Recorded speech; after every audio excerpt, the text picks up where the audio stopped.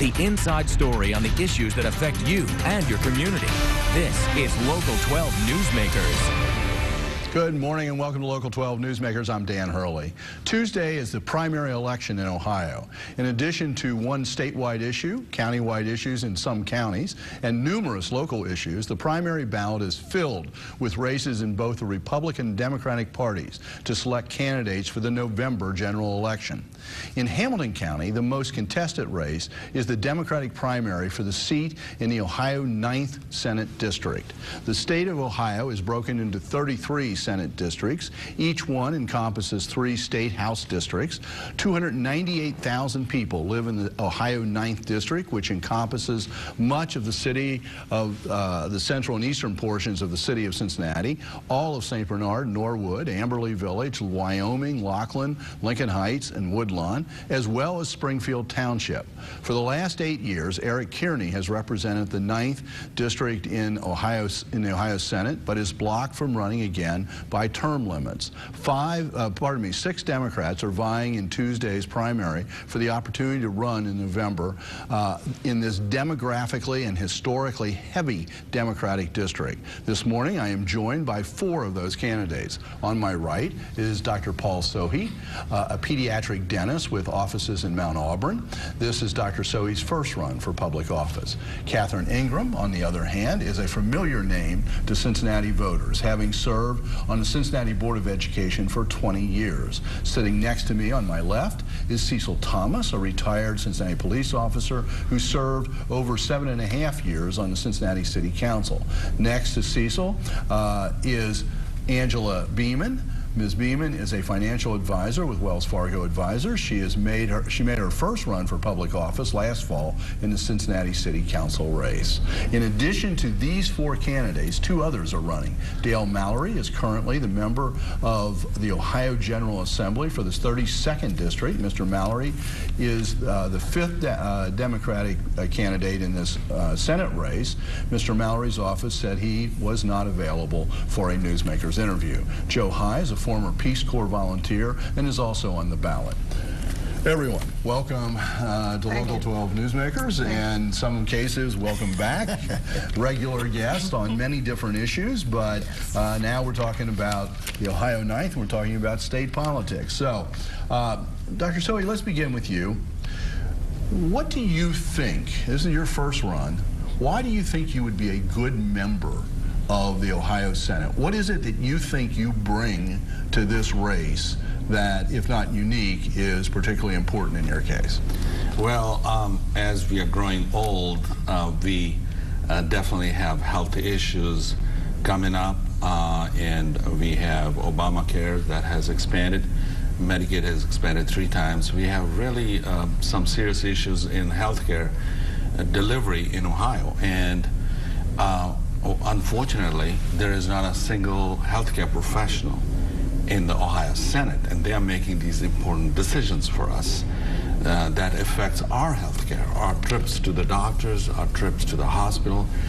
And I bring to the table my healthcare expertise for over 25 years that I plan to use that so that I'll see to it that nobody gets shortchanged in Obamacare, and everybody gets the benefit of it. And in a Medicaid expansion, I want to make sure everyone gets the benefit, and I bring to that table that expertise because I've been in it, and I'm an expert in healthcare field. In Ohio, sort of against the legislature's wishes, the governor pushed through the expansion of Medicaid. Where do you see, if healthcare is your main focus, where do you see the main threat to people not getting access or full advantage of the healthcare expansion? It's a great question. First of all, it's a very welcome step to have Medicaid expansion, and the problem with that is where a lot of federal funds will be coming to Ohio to make sure that expansion takes place. However, we want to make sure somebody doesn't take that money and use it for some other purposes. And that's where I come in. I want to make sure even a last penny is spent on every man and woman in District 9. Okay. Catherine Ingram, you have been in politics a long time, in the sense of being a candidate on the ballot, winning elections, but particularly in the area of education. Ask you the same question. What is it that you bring to this race? Why do you think you would be a good member of the Ohio Senate? The interesting thing is, Dan, is that everybody brings a certain amount of expertise. If you look at all of the races across the state and even in the country, they will tell you I'm an expert at this. And the interesting thing is that there are so many issues, and there's a full gamut of things that have to be addressed, and so therefore you have to be a little bit of somewhat of an expert at a lot of things.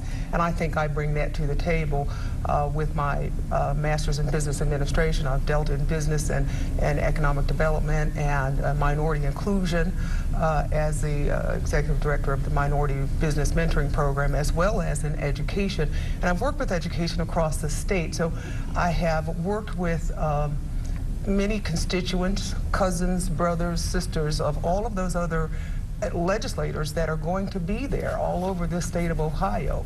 And so I've dealt a lot with that already, and think that I bring that additional expertise, would take that to Columbus with me, so that I've already looked at and worked with a lot of people in the Geauga counties and the Bell Fountains and all of those areas around this state that people forget are probably the majority of who we'll be working with. So I think that that will be important, and I've already done that.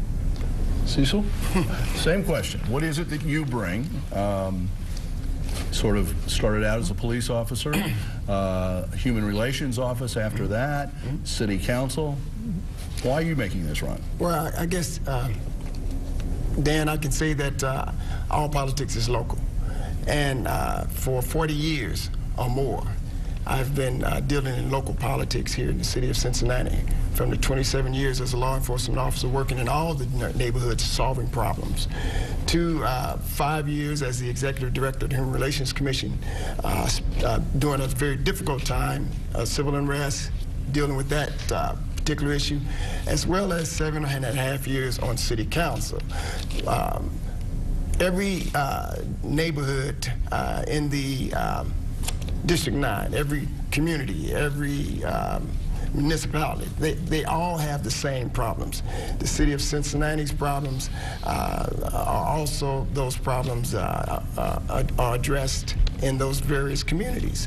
So taking all of this experience of dealing with crime, dealing with the budgets, dealing with economic development, dealing with housing, and all these other aspects of what makes a government function.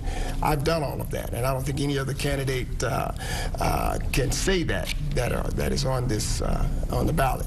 So taking all of that experience to the next level is what makes me the most qualified candidate for this particular position. Okay, Angela, you've run once, yes, last November.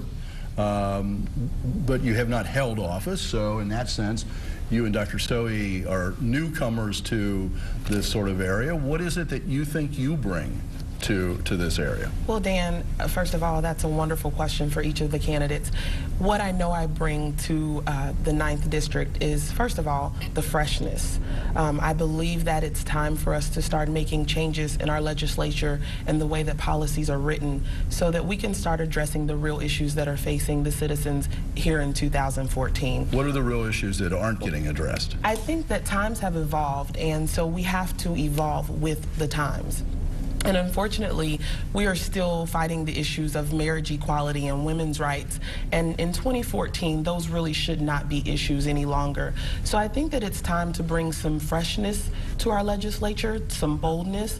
It's time to really sort of start to move out some of our career politicians and kind of pass the torch to the individuals who are more in touch with the majority demographic.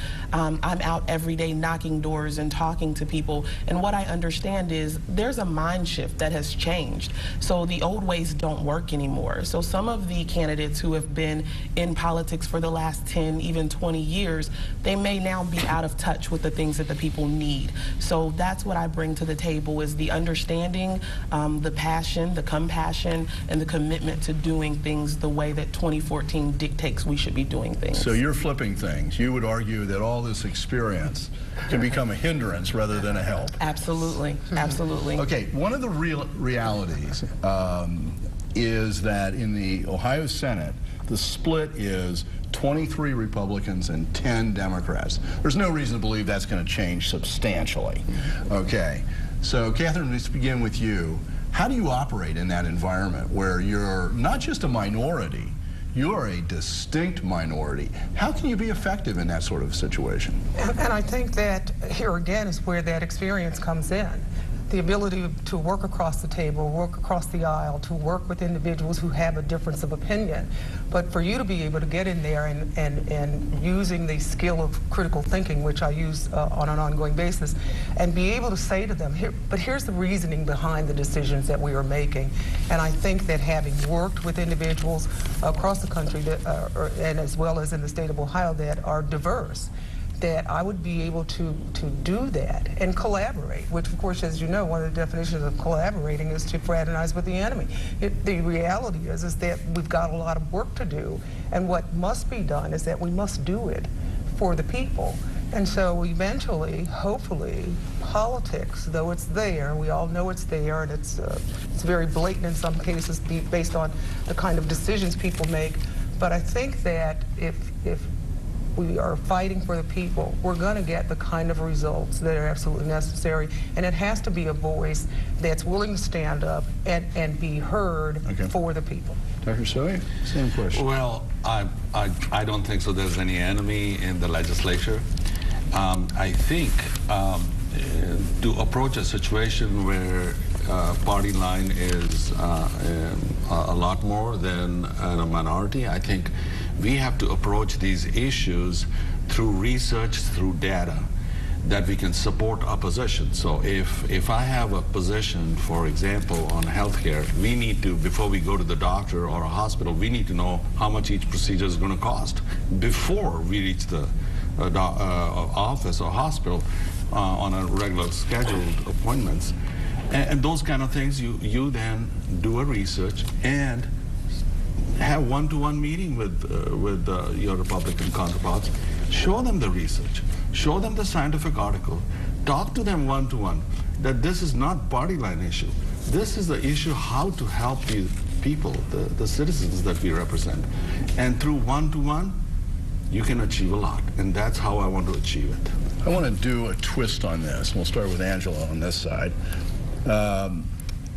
Eric Kearney sort of took the approach of identifying something that maybe cross lines, childhood health. He had his annual walk from Cincinnati to, sort of finding something that maybe began to cross the lines and therefore was willing to, he could gather people in. So is there anything like that that you could bring that you think that might be an approach? Absolutely, Dan. I think that what Senator Kearney did was a wonderful job of understanding that a skill of listening is very important, and also a skill of working together. And people skills are very important when you're in sort of the enemy's territory, to use Catherine's words. We have to be able to identify with one another and understand where each other are on the issues. So I think that there has to be a little bit of give and take. So let's find out where we can come together and forge a relationship to work together on some issues. And then, as Dr. Sohi said, I agree, it's about sitting down and getting the other side to understand. But the first part of it is listening to the constituents, to take their interests back to the state capitol to represent that well, and then listening to your counterparts to understand where they are so that you can forge a compromise. Because at the end of the day, it's about the people and it's about moving forward, and we can't move forward on the issues if we're not willing to work together. Cecil? Well, first of all, let me say, I earned my AARP card. So they say that the 1 Peter 5:5 says the young should seek the wise counsel of the elders. And when she was, I had to comment on her, the young. But finding common ground is the first step. I was very successful throughout my political career finding common ground. I was, the city employees said Cecil Thomas is the lone voice of reason at City Hall. And when you try to build a constituency of relationships, you have to be able to find things that you have in common. And I always use the example. My son, when he was at home, never cleaned his room. And I could talk to my counterpart, whether it's Republican or independent or whomever, and we find common ground because they say, you know, I got a kid the same way. So you build that relationship first, and then you realize that you can, that you have more in common that you have versus what you're different on. Do you see legislation coming up on cleaning rooms? Probably so. Okay, hold on just a minute. We have to take a break. We'll be right back. Stay tuned. After the break, we'll return with all 4 candidates for the Ohio 9th Senate seat. Welcome back. I'm joined this morning by 4 of the 6 Democratic candidates for the 9th Ohio Senate seat. On my right is Dr. Paul Sohi, a pediatric dentist making his first run for public office. Catherine Ingram, a longtime member of the Cincinnati Board of Education. And on my left, Cecil Thomas, former member of the Cincinnati City Council, and Angela Beeman, making her second run for public office, ran last fall for council.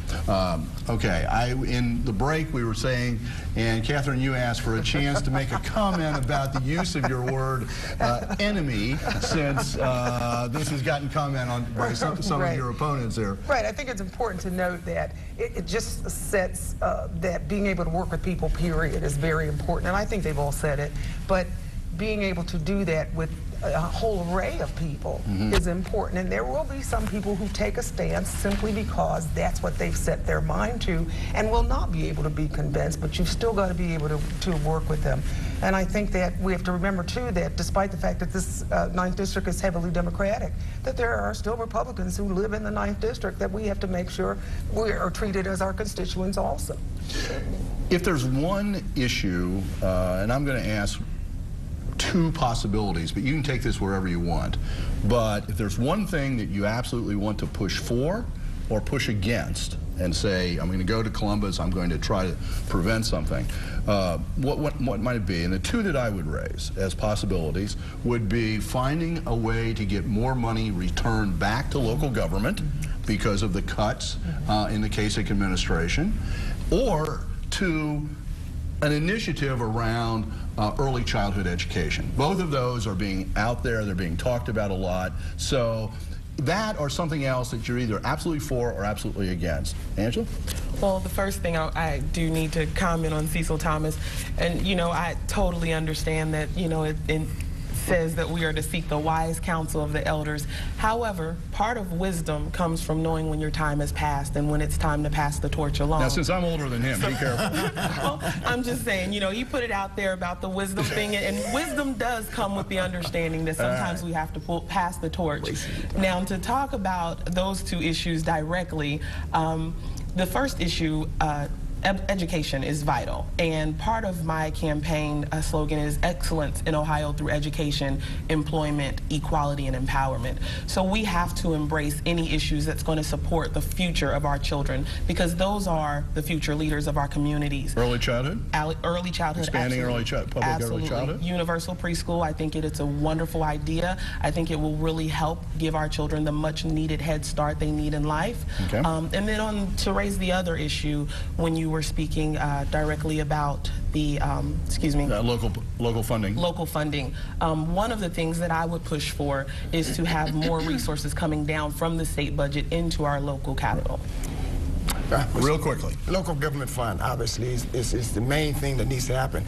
Communities all over the state of Ohio, especially communities in the 9th District, all of them are being devastated by the fact that the governor took the local government fund. That's got to be returned back, because that affects, regardless of whether you're Republican, Democrat, or Independent, it's devastating our economies, and folks are doing everything There's a lot they of can. Republican local officials who would agree with and be, you know, would Absolutely. be for restoring a lot of those funds. So it could be an area of joint agreement. Dr. Sohi. Well, I think we hear a common problem coming down is that we don't have enough money. Well, we have to approach this very logistically. Maybe a very slight few pennies on a statewide tax that will restore the money for all the local government, to our firefighters, our policemen, our teachers, and not rob them of their benefits and that are forthcoming, and also making sure the infrastructure is good. If you know, Texas is thriving. Toyota just went to Texas because of infrastructure. We cannot ignore our infrastructure. Infrastructure will make our businesses come to our area. And there has to be a special focus on bringing the businesses down to Senate District 9. Why are they going to already affluent areas? The businesses need to be given special incentive to come down to District 9. Okay. A couple of things. I think that with your comments regarding the municipalities and those dollars that were cut, those dollars have got to be, across the board is crazy. There are no cookie cutters, so there are different things that different municipalities need, so we have to look at that, especially along with the tossing around of the tax and leveling it as far as municipalities are concerned, in which I'm concerned that there will be additional revenues lost to some of those areas. So that is one thing that really, really needs to be addressed, and it's not just by itself in some silo. It's something that has to be done collectively, because there's those other things that they distract you with one and do all these other things around you that will also impact that. As far as preschool, because early childhood gets me to 3rd grade. Preschool is my real concern, and that promise that those kids will come to kindergarten ready to learn. And that is something that we have to do. We have poverty issues, but that still does not mean that those kids can't come to us ready to learn. Okay. Final area, because I'm going to run out of time. Jackie Makita is the Republican nominee, but it's widely rumored, maybe even presumed, that she will step aside or be stepped aside, and that Charlie Winburn will step in and be the Republican candidate in the fall. Now, this is a traditionally heavy Democratic area. What is it, do you think, that you could bring to this that you would be able to hold this for the Democrats, which are already in this big minority? Could you beat Charlie Winburn in the fall? Or do you, if you're the nominee, do you expose this district to a Republican takeover of this district? Cecil? I beat Charlie every time. No doubt, I can beat Charlie. That's no problem. You know, I know Charlie's politics. I know Charlie will say what he wants you to hear to get your vote. So I can beat Charlie. I beat him every time doing city council. He tried his best to beat me in my final run, and he did not. So I don't have a problem beating Charlie. The odd thing is most career politicians will say what they need to say to get a vote, and that's where I have the advantage, because I really truly do represent the people, and I have the passion and the compassion and the desire to represent all of the citizens of the 9th District. So I have no doubt in my mind that I will and can beat Charlie Winburn. So Charlie Winburn's another one of these older career politicians. You know, I love Charlie, but we just, youth has to be moved aside. No, and it's not an age thing. I am totally sincere. It's about the freshness that we need to bring to legislature. Charlie was my next door neighbor for 4 years, so I could maybe add something to this. Dr. Sohi. Well, here it is, you know, where people have elected him to do a certain job at city council, and then he leaves that to do something else. So that's a problem for me. I think people cannot be just cheated like that. I call it monkey politics. You leave one branch to jump over to the other branch. No, you got to finish what you have been elected to and be committed to it and be done with it. That's how we bring respectability. That's how we bring respect to politics. Kathy? I think that Mr. Winburn has purpose. And I think it's even beyond politics, and I hope he sticks to it. But I think that... you mean as a minister? And dealing with what he does as life coach and all those other things that he does. And I think that he's good at that, and I think that's what he should do. And I do believe that I would be able to defeat him in the fall, simply because I want the people to pay attention to his words and his actions. And I think that I would be able to be the better candidate, and I will chair in November. Okay. Thank you all for being here this morning. 2 weeks ago, I stood in the Ohio Senate on a tour, and when I was with three other people, and I realized none of them had ever been to the State House before. This is an area that people don't really understand, so do good. Thank you for making Newsmakers a part of your Sunday morning. Tuesday's Election Day. Off-year primaries have notoriously low turnouts, but there are important issues and candidate races on the ballot. Low turnout means your vote means even more. Stay tuned for the Local 12 on Tuesday night for the best results. Have a good week. Vote.